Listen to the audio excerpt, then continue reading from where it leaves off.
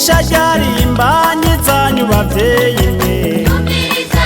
Gupimisha imbanyi incuro zine birahagije bavyeyi mwe. Mbwira ngorane zibonekeje zibangamira umwana n'umuvyeyi.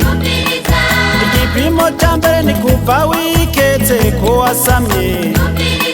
Igipimo ca kabiri ni hagati y'ukwezi kugira kane n'ukwa gatandatu. Igipimo ca gatatu ni hagati y'ukwezi kugira indwi n'uk'umunani. Igipimo ca kane ni ku kwezi kw'icenda yitegurira kwibaruka. Bavyeyi mwese nyumviriza,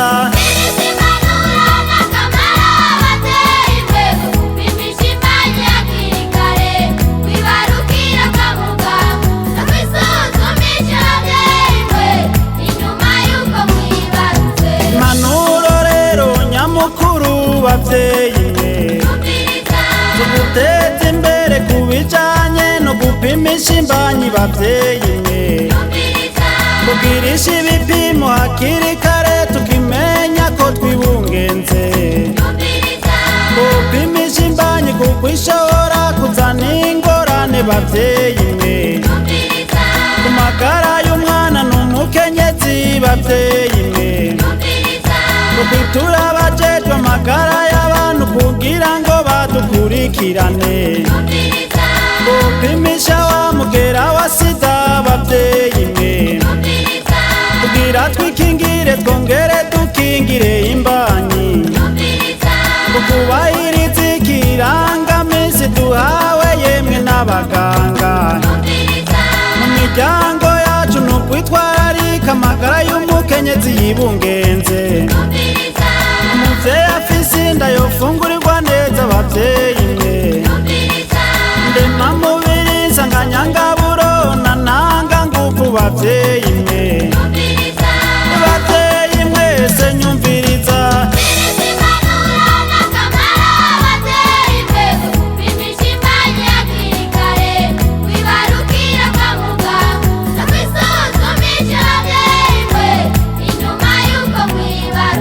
turabire hamwe kwibarukira kwa muganga bavyeyi mwe.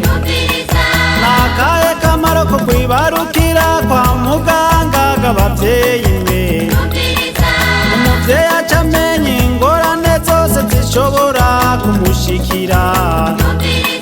Barafasha n'umwana mu ngorane zose ashobora kugira mu kuvuka. Impanuro rero twokuramwo n'izi bavyeyi mwe. Ku neza yacu no ku bibondo vyacu twokwirinda bavyeyi mwe. Kwibarukira muhira kugira dukingire umuvyeyi n'ikibondo. Bavyeyi mwese nyumviriza,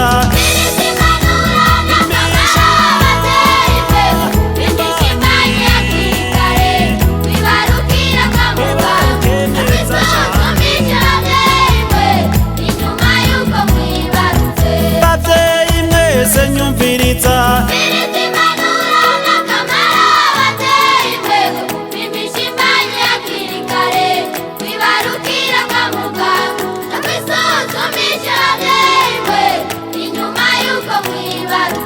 bavyeyi mwese nyumviriza.